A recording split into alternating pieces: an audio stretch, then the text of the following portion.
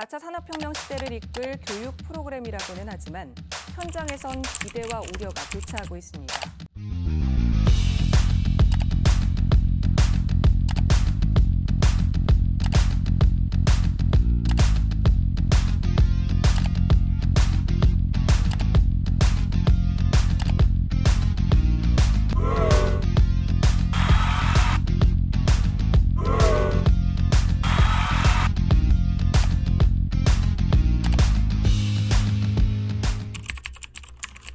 소프트웨어 교육으로 알고 있고 현재 학교에서 수업으로 배우고 있습니다. 네, 한번 들어본 적은 있어요.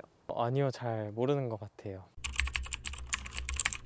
소프트웨어 교육이라고 단어는 알고 있지만 정확히 뜻은 이해하지 못하고 있는 것 같습니다. 소프트웨어를 배운다는 게 교육인 것 같고요. 정확하게 어떻게 가르쳐지고 있는지는 잘 모르겠어요.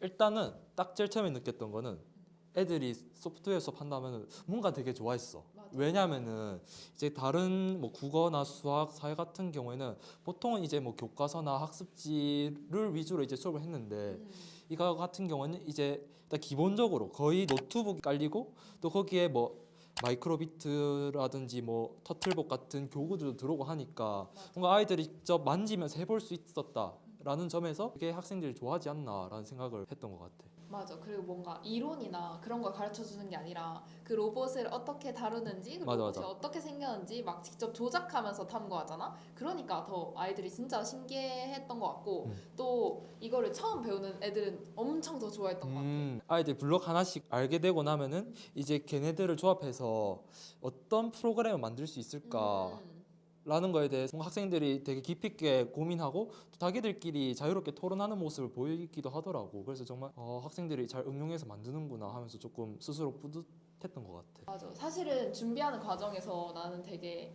이걸 활용해서 만들 수 있는 프로그램이 좀 한정적일 수도 있겠다라는 생각이 들었거든. 애들 얘기를 들어보니까 이렇게도 쓸 맞아. 수도 있고 우리가 생각 그런, 못했던 것들 다 나와. 아이디어를 조금 오히려 초등학생들한테 얻는 기분? 그래서 이렇게 또 배워가는구나 싶었지.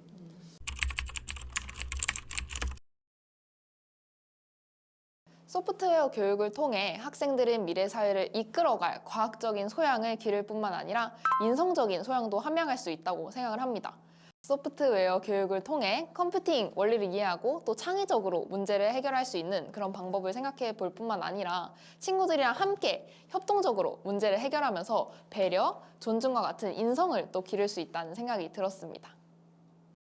우선 소프트웨어 교육은 단순히 뭐 전자기기에 익숙해지고 또 프로그래밍 실력을 높이게 하는 역할을 하는 것이 아니라 학생들이 어떤 순서나 또 절차에 따라서 사고를 할 수 있도록 해야 한다고 생각했습니다.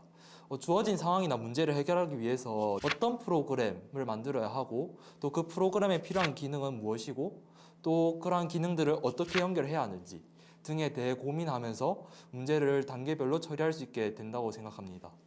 그리고 이러한 절차적 사고 과정을 거쳐서 학생들이 스스로 생각해낸 것을 프로그램이나 기타 실물로 구현하게 된다는 점에서 중요한 역할을 하고 있다고 생각합니다.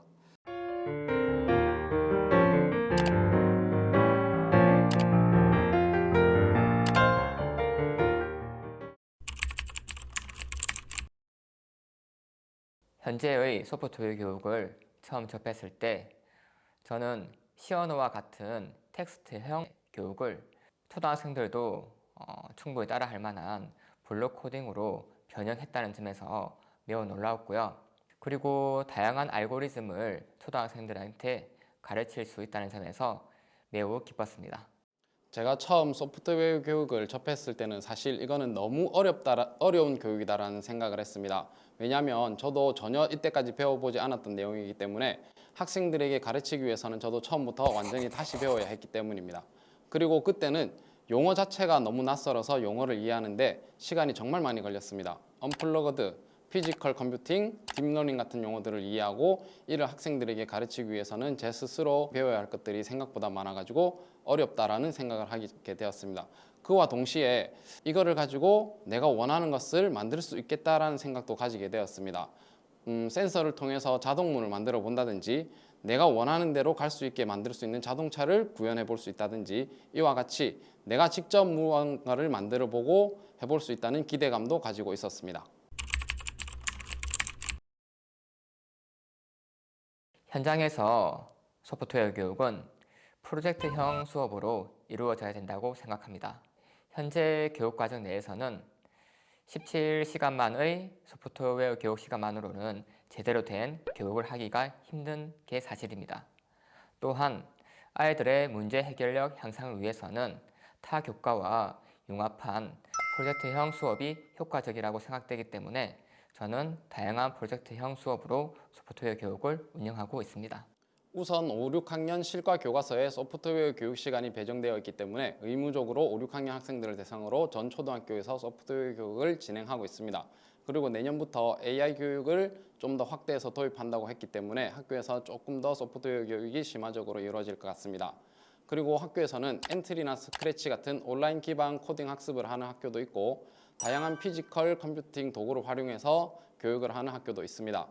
그리고 학교별로 창의적 체험 활동 시간을 활용해서 학교 특색 교육 차원으로 소프트웨어 교육을 하는 학교도 많은 것으로 알고 있습니다.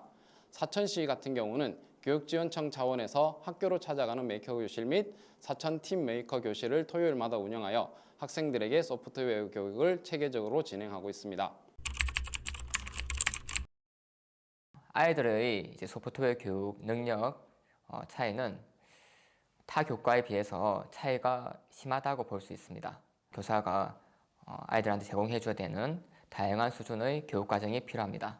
또한 기기를 사용하는 교육이기 때문에 예기치 못한 오류라든지 시간이 10분 넘게 내지는 30분까지 걸리는 알지 못한 버그가 많이 발생합니다. 일반 교과 교육도 알찬 수업을 진행하려면 많은 준비와 노력이 필요하지만 소프트웨어 교육의 경우는 조금 더 신경 쓸 것들이 많습니다. 우선 수업할 프로그램이나 도구에 대해 충분히 이해를 하고 있어야 합니다. 또한 소프트웨어 교육의 경우 수업을 진행할 때 발생하는 돌발 상황에도 염두에 두고 수업을 준비해야 합니다.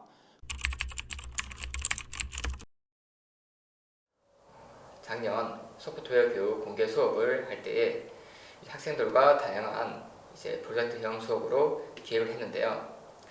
한 모둠의 친구가 그 당시 작년에 유행했던 오징어 게임에 나왔던 무궁화 꽃이 피었습니다 게임을 직접 만들어 보았는데요. 공개 수업 때 같은 반 학생들의 반응과 그것을 지켜본 70여 명의 교사 선생님들이 실제로 해보고 열광했던 모습들이 아주 기억에 남는 에피소드입니다. 작년 사천 팀 메이커 교실 프로그램을 진행할 때 있었던 일인데 그 전까지 제가 했던 프로그램 내용으로 수업을 진행하려고 학생들의 수준을 알아보니까 그때 학생들은 그 전에 했던 학생들보다 조금 더 소프트웨어 교육을 받았던 학생들이라서 수준이 조금 더 높았습니다. 그래서 제가 급하게 수업 내용을 변경해서 수업을 준비를 하다 보니 수업을 준비할 시간이 부족해서 약간 걱정도 되기도 했습니다. 역시나 수업을 진행하다가 코딩 과정에서 문제가 생겼습니다. 제가 코딩 과정에서 문제가 생긴 것을 발견하지 못하고 우왕좌왕하면서 곤란해하고 있었는데 학생들끼리 이야기를 하고 코딩 블록을 요리조리 옮겨보더니 제가 해결하지 못한 문제를 스스로 해결하는 학생들이 생겼습니다. 이것처럼 소프트웨어 교육은 제가 가르치는 입장일 수도 있지만 반대로 제가 배우는 입장이 되기도 합니다. 이게 바로 소프트웨어 교육의 특징이 아닐까라고 생각을 합니다. 제2차 산업혁명이 시작되면서 수학 교육을 필요로 했듯이 현재 우리는 4차 산업혁명 시대에 살고 있습니다. 우리는 소프트웨어 교육 전문가, 즉 프로그래머가 되기 위해서가 아닌 현대 사회를 살아가기 위한 기초, 기본, 소양 교육을 위하여 소프트웨어 교육을 받아야 하기 때문에 학교 교육에서 소프트웨어 교육은 반드시 해야 하고 또한 중요성이 갈수록 커져가야 한다고 생각합니다. 제일 어려운 질문이 아닐까라고 생각을 했습니다. 결론적으로 말씀드리면 당연히 중요한 교육입니다. 흔히들 우리나라는 하드웨어는 잘 만들지만 소프트웨어는 약하다고 합니다. 아무리 좋은 하드웨어를 만들어도 소프트웨어가 따라주지 못한다면 작동이 안 되고 구현을 하기 어렵기 때문에 이것이 현재와 미래의 현실입니다. 하지만 저는 소프트웨어 교육에만 너무 치중하는 것도 지양해야 한다고 생각을 합니다. 아까의 논제와 반대로 생각을 하면은 아무리 좋은 소프트웨어가 있어도 그것을 구현하고 작동할 수 있는 도구가 없다면 소프트웨어도 빛을 보지 못할 거라고 생각을 하기 때문입니다.